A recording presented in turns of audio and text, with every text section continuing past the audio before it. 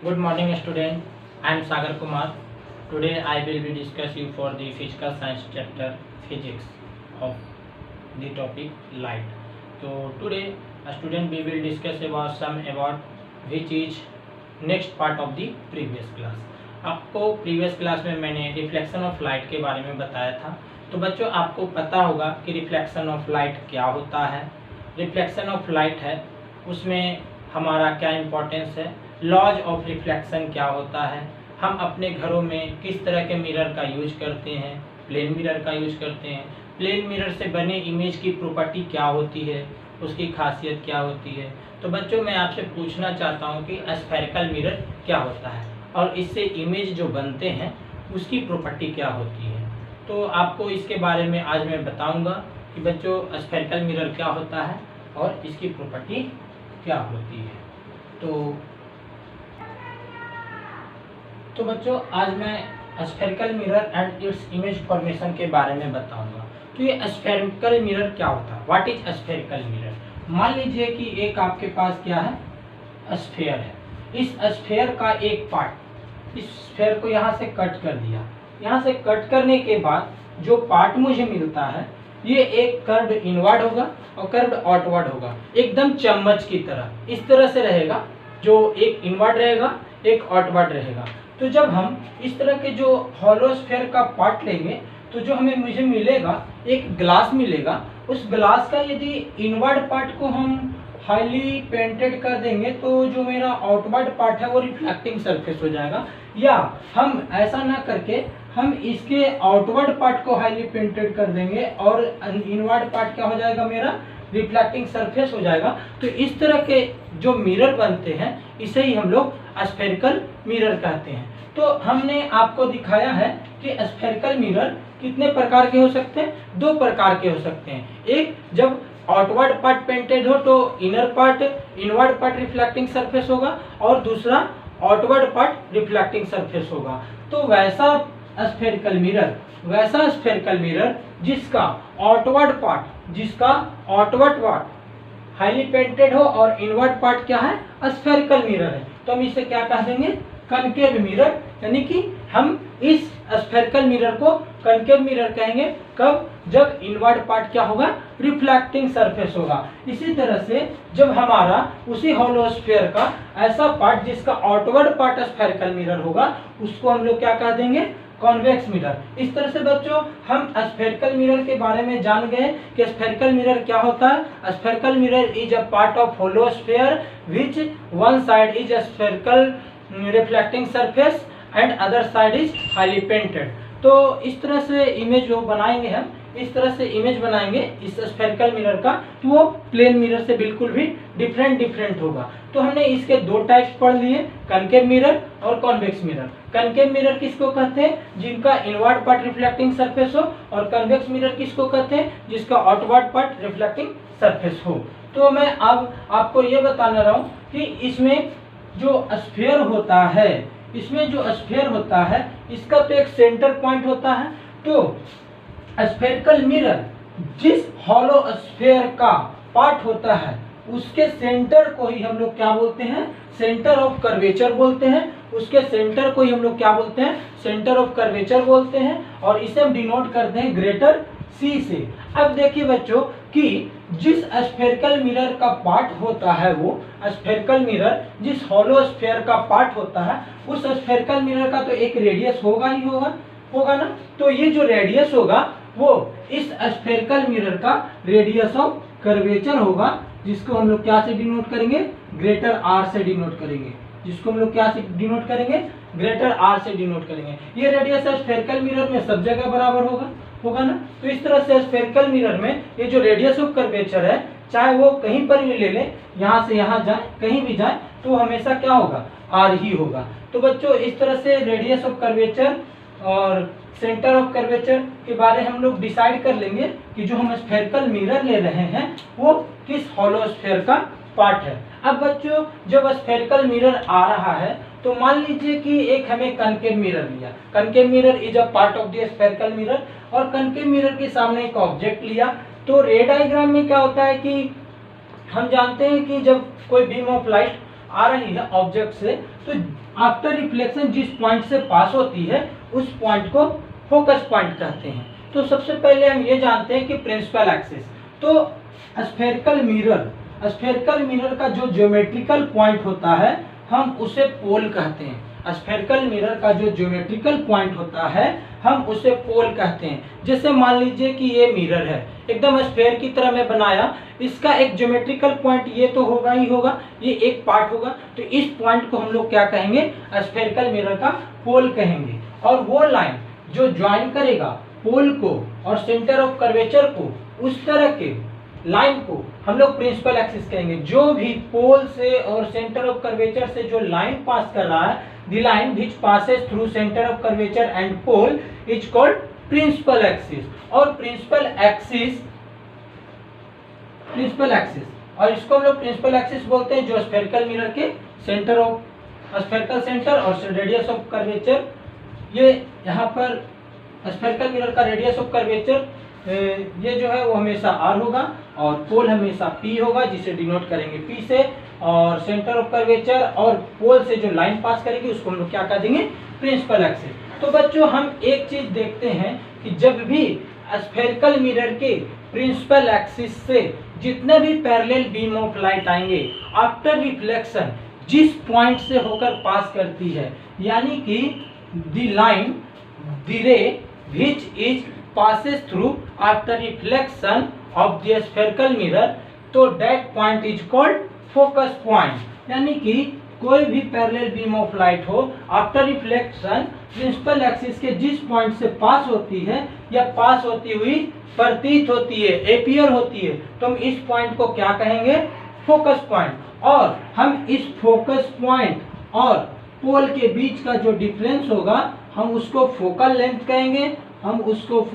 कहेंगे, और इसको डिनोट करेंगे f से।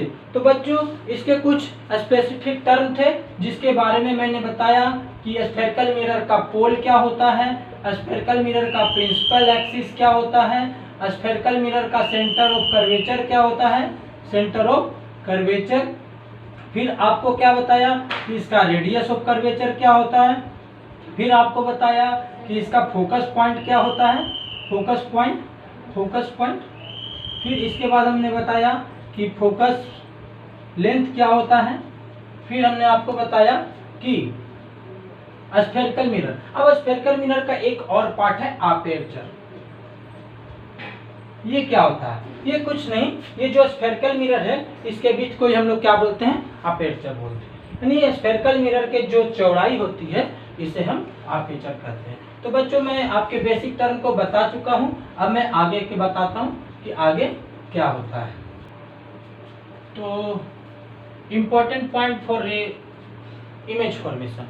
तो बच्चों ये चार्ट देखिए, ये चार्ट मैं बनाया हूं, अभी मैं ये चार्ट में शो कर रहा हूं कि हम जब स्फेरिकल मिरर से इमेज फॉर्म करते तो कुछ बातों का बहुत ध्यान रखना जरूरी है जो इसके बेसिक रूल में है।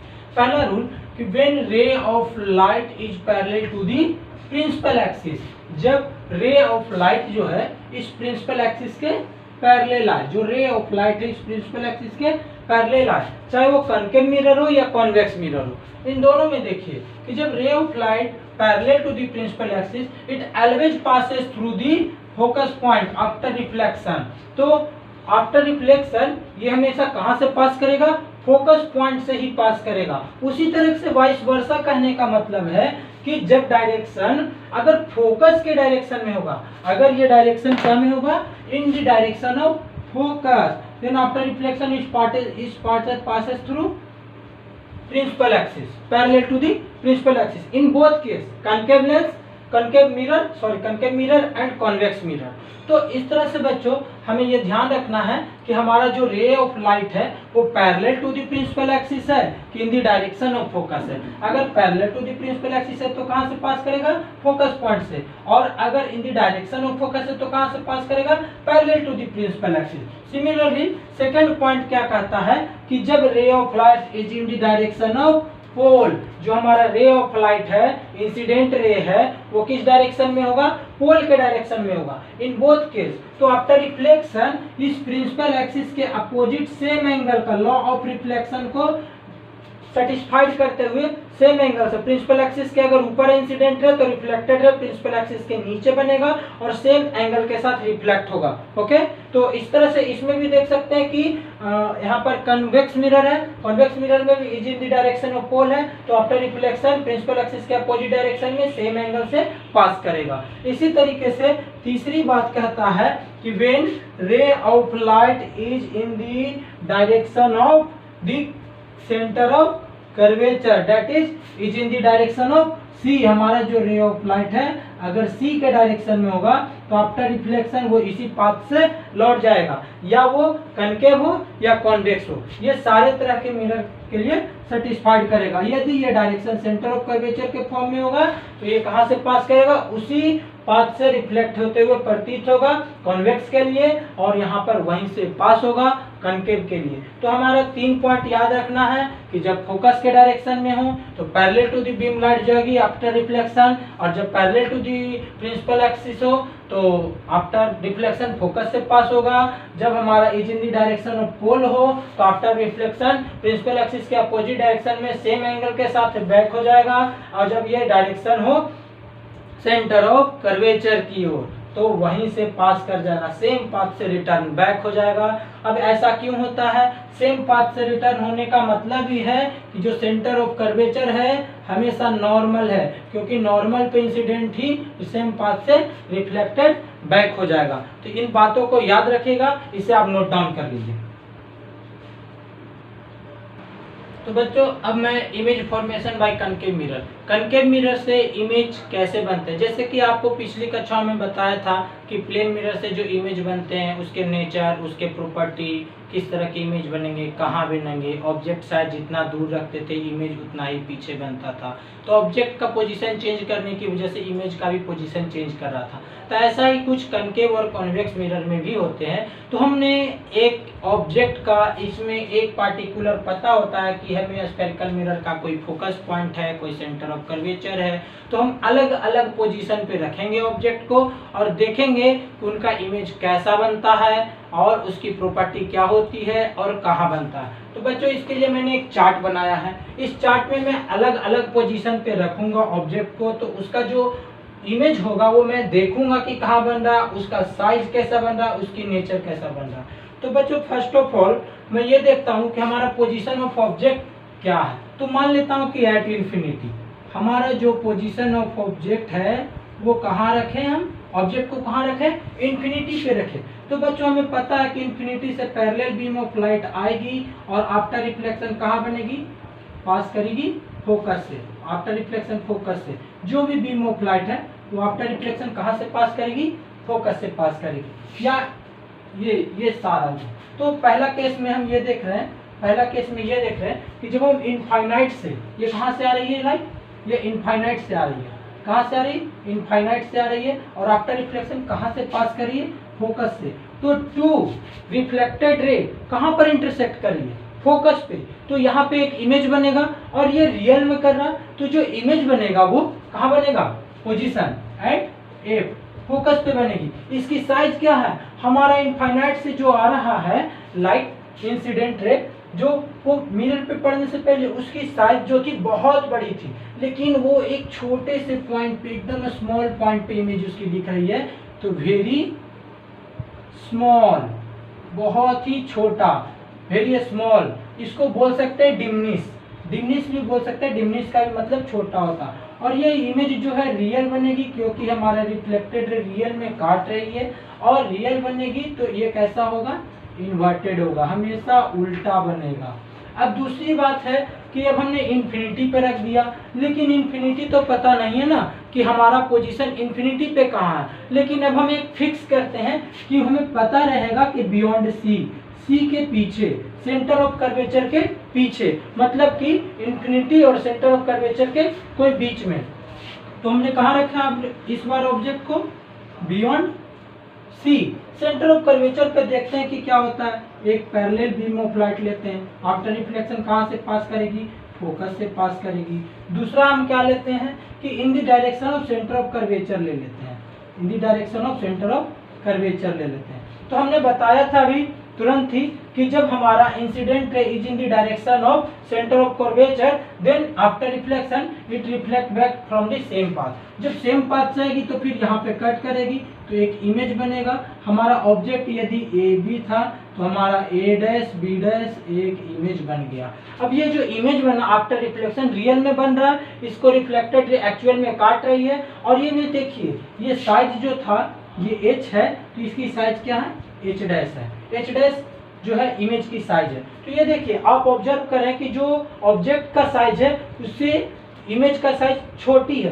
तो कहाँ बन रही है, सबसे पहले C और F के बीच में बन रही है, C और F के बीच में बन रही है। तो between C and F, between C and F कैसी बन रही है, स्मॉल बन रही है। कैसी बन रही है, स्मॉल बन रही है।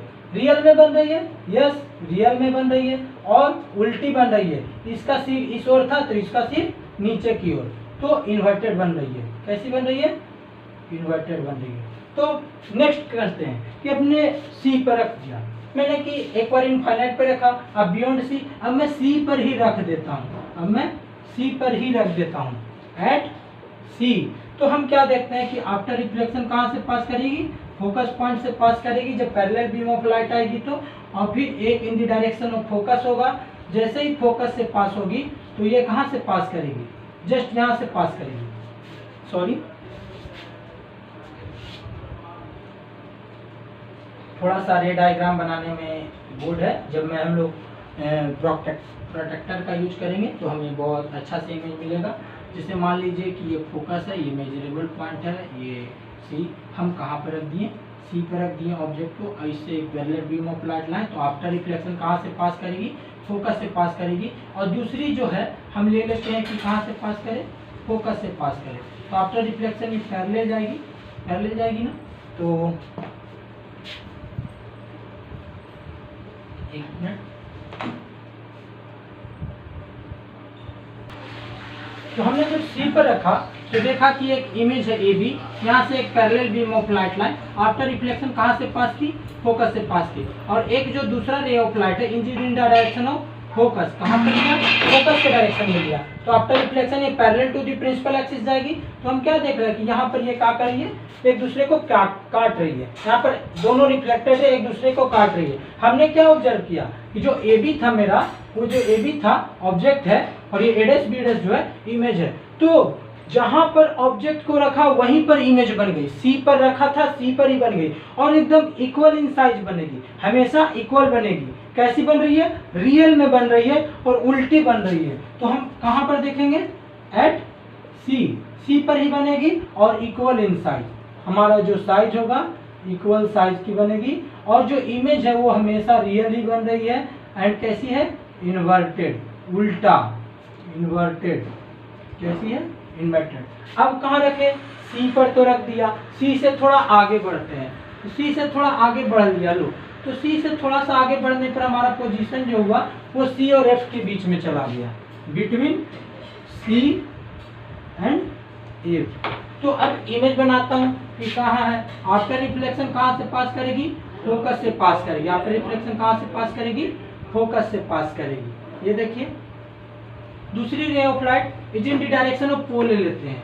पोल के डायरेक्शन में लिया तो मैंने बताया था कि जब पोल के डायरेक्शन में होगी तो आफ्टर रिफ्लेक्शन कहाँ से पास करेगी, प्रिंसिपल एक्सिस के अपोजिट इक्वल एंगल बनाते हुए पास करेगी, है ना। तो इस तरह से ये बना दी और इमेज बन गया। इमेज बना लेकिन कहाँ बना, बियॉन्ड C के पीछे बना। हमारा AB इमेज था तो उसका जो A डैश B डैश है, हमने क्या देखा कि जो पैरेलल बीम ऑफ लाइट लिए, पैरेलल बीम ऑफ लाइट लिए, पैरेलल बीम ऑफ लाइट, तो आफ्टर रिफ्लेक्शन कहाँ से पास की, फोकस से पास की। जब इस डायरेक्शन ऑफ पोल आया तो after reflection opposite equal angle बनाएगा। यहाँ पर हम बोल सकते हैं कि I इक्वल टू R हो सकता है, लॉज ऑफ रिफ्लेक्शन को फॉलो करते हुए। ये एक दूसरे को रियल में काटती है, लेकिन कहाँ काटती है, बियॉन्ड C। तो हमारा इमेज कहाँ बन गया, बियॉन्ड C। कैसा बना, उल्टा बना और बड़ा बना। तो large in size, large in size और रियल है। और कैसी है, इन्वर्टेड एंड इन्वर्टेड। अब और कहाँ रखें, हमने फिर देखा कि थोड़ी सी इमेज का पोजीशन अब फिर से चेंज करते हैं। अब मैं फोकस पे रख दिया, ओबियसली सीधे फोकस पे रख दिया एट एफ, देखता हूँ कहाँ जाता है। तो हमने एक पैरेलल बीम ऑफ लाइट लिया, पैरेलल बीम ऑफ लाइट लिया जो आफ्टर रिफ्लेक्शन कहाँ से पास करेगी, फोकस से पास करेगी, पास कर रही है। दूसरी is in the direction of, कहीं भी ले सकते हैं, in the direction of radius of curvature, is in the direction of pole, कहीं भी, चलिए पोल के डायरेक्शन में ले लिया, पोल के डायरेक्शन में लिया तो आफ्टर रिफ्लेक्शन ये ऐसे पास करेगी। ये देखिए जो रिफ्लेक्शन ऑफ लाइट है वो पैरेलल जा रही है, ये कैसी है, पैरेलल है, ये कैसी है, पैरेलल, पैरेलल लाइट, ये पैरेलल है, जो आफ्टर रिफ्लेक्शन ऑफ लाइट है वो पैरेलल है। तो कहाँ मिलेगी, at the point of infinity, parallel कहाँ मिलने की उम्मीद है, इंफिनिटी पे। तो कहाँ बन रही है, एट इंफिनिटी। और ऑब्वियस सी बात है ये प्रिंसिपल एक्सिस के कहाँ है, नीचे जा रही है, तो इमेज हमेशा उल्टा ही बनेगा, क्योंकि हम ऑब्जेक्ट को ऊपर रखे हैं तो जो हमारा इंटरसेक्टिंग होगा पॉइंट, वो लाइन जो होगा वो नीचे की ओर होगा। तो एक तो बहुत बड़ा बनेगा, वेरी लार्ज, बहुत बड़ा बनेगा क्योंकि इंफिनिटी पे कटेगी, और कैसी बनेगी, रियल में काटने की उम्मीद है क्योंकि रिफ्लेक्टेड रे रियल में जा रही है, और हमेशा क्या बनेगा, इन्वर्टेड बनेगा। तो इस तरह से हम देख सकते हैं। अब है एक और केस कि मैंने एफ से भी आगे रख दिया, अब मैंने एफ से भी आगे रख दिया, एफ से आगे रख दिया तो बिटवीन पी यानी pole and focus point, pole and focus point के बीच में रख दिया। तो देखिए यहाँ भी इमेज फॉर्मेशन के लिए एक पैरेलल बीम ऑफ लाइट लिया ऑब्जेक्ट का, इस ऑब्जेक्ट ए बी का पैरेलल बीम ऑफ लाइट लिया, आपका रिफ्लेक्शन कहाँ से पास होगी, फोकस पॉइंट से पास होगी। दूसरी जो लूंगा मैं वो is in the direction of pole लिया कि आपका रिफ्लेक्शन इसी से पास हो रही है। देखिए यहाँ पर ये जो लाइन है ये पैरेलल नहीं है, ये फैलती जा रही है, तो ये एक्चुअल में नहीं मिलेगी। ये क्या होगा कि हम इसे एपियर करेंगे ये ऐसा कुछ मिल रहा है, यहाँ पर ये फैलती जा रही है, तो इस डायरेक्शन में देखेंगे कि इमेजिनरी लाइन ड्रॉ करेंगे तो ऐसा लगेगा, ऐसा फील होगा कि हमारा जो इमेज है यहाँ देखिए इमेजिनरी रूप से यहाँ मिल रही है। तो ये जो लाइन है यहाँ पे मेरा इमेज बनेगा, लेकिन ये एक्चुअल में नहीं बन रहा, हमेशा ये वर्चुअल दिख रहा है। हमारा ए बी था, ये मेरा ए डैश बी डैश है। तो यहाँ पर मैंने क्या देखा, this is the special case, ये वर्चुअल इमेज बना रहा है। ये कैसा बना रहा है, वर्चुअल इमेज। मैंने सारे कंडीशन में रियल इमेज देखा, लेकिन ये फर्स्ट केस आया जिसमें मैंने क्या देखा, वर्चुअल इमेज। और कहाँ बन रहा, बियॉन्ड द मिरर, मिरर के पीछे बन रहा है। तो कहाँ बन रहा है, beyond the mirror, beyond the mirror. और कैसा बन रहा है, एक छोटे ऑब्जेक्ट का बड़ा इमेज बन रहा है, लार्ज इन साइज, साइज में कैसा है, लार्ज है। और कैसा है, रियल है या इन्वर्टेड है। पहले तो देखूंगा कि रियल नहीं है, ये कैसा है, वर्चुअल है। कैसा है, वर्चुअल है। और सीधी है ना, ये उल्टी नहीं है, सीधी है। जैसा ऑब्जेक्ट है वैसे ही इमेज भी डायरेक्शन में दिख रहा है। इसका सिर ऊपर है, इसकी भी सिर ऊपर है, मतलब इरेक्ट है, सीधी है।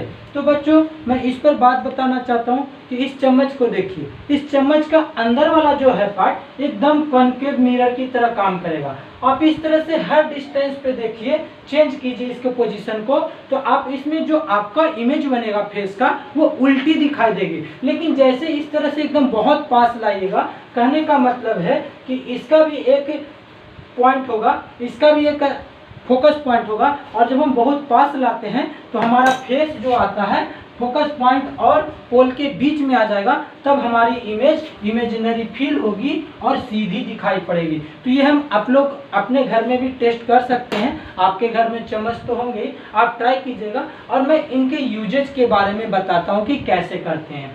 तो बच्चों हम स्फेरिकल मिरर में कॉन्केव मिरर का use search light, torch light और डेंटिस्ट जो अपने हेड में लगाते हैं दांत को अच्छे से देखने के लिए, वो वाले लाइट। इन सारे चीज़ों में हम लोग जो शेविंग के लिए जाते हैं तो शेविंग में जो मिरर यूज किया जाता है पार्लर में, सैलून में, वो इस तरह के मिरर का यूज किया जाता है। तो बताता हूँ कैसे यूज किया जाता है। हेड ऑफ लाइट, व्हीकल के हेड ऑफ लाइट में कहने का मतलब है कि हम जब व्हीकल का अगर इस तरह से पार्ट रख देंगे, यहाँ पर ये मेरा अगर स्फेरिकल मिरर होगा कनकेव का, इसके फोकस पॉइंट पे अगर लाइट को शिफ्ट कर देंगे, फोकस पॉइंट पे यदि लाइट को शिफ्ट कर देंगे तो आफ्टर रिफ्लेक्शन अगर फोकस पॉइंट पे लाइट को शिफ्ट कर देंगे तो आफ्टर रिफ्लेक्शन ये पैरेलल बीम ऑफ लाइट देगी। और ऐसा करने से क्या होगा कि हेड ऑफ लाइट में जब हम पोजीशन फोकस पे लाइट को सेट कर देंगे तो आफ्टर रिफ्लेक्शन जो मेरी लाइट जाएगी बहुत लंबी दूरी तक जाएगी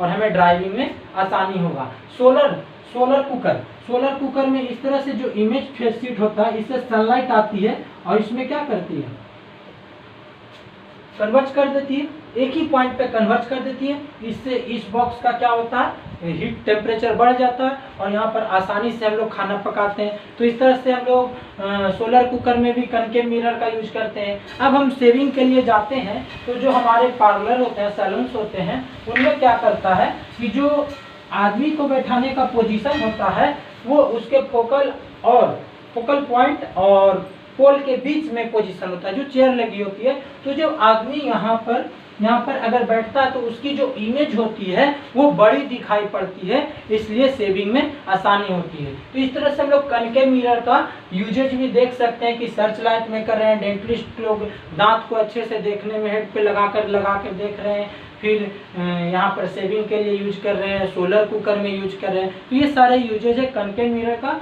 जो इसकी प्रॉपर्टी पे डिपेंड करता है। तो बच्चों नोट डाउन कर लीजिए इसे।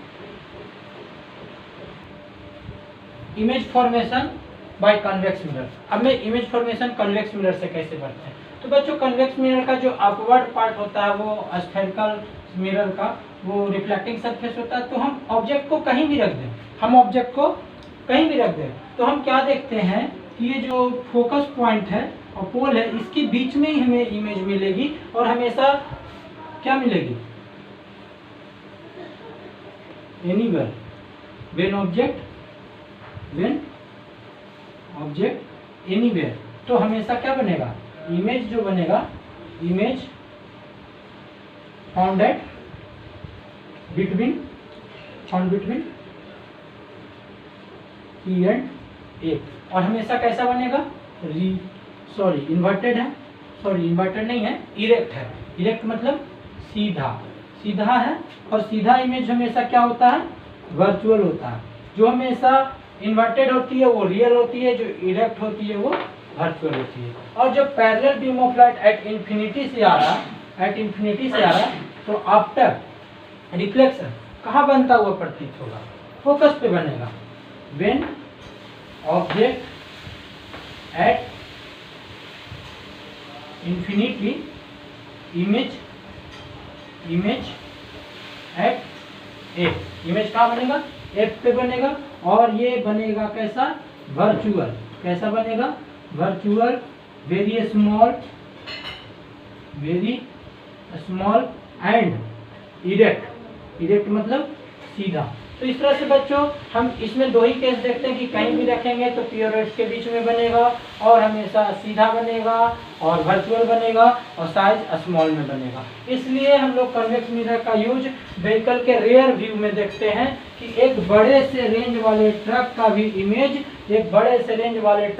इमेज व्हीकल के छोटे से मिरर में दिख जाएगा और वो भी कैसा दिखेगा, सीधा दिखेगा। तो हम लोग व्हीकल के रेयर व्यू में इसका यूज करते हैं। तो बच्चों इस तरह से हम स्फेरिकल मिरर के इमेज के बारे में बताया कि कनकेव मिरर और कन्वेक्स मिरर के कैसे बनते हैं। स्फेरिकल मिरर क्या होता है, इसका centre point, curvature, radius, focal point, इन सारी चीज़ों को, बेसिक टर्म को आप याद रखिएगा। इसके बारे में अब मैं अगले क्लास में कुछ आगे बताऊंगा। बाकी जितना आप तक बताया गया है उसे आप अपने टेक्स्ट बुक से वर्कआउट करके लाएं, अपने टेक्स्ट बुक को सॉल्व करें, उसके एक्सरसाइज को सॉल्व करें, आपको अच्छी समझ आएगी।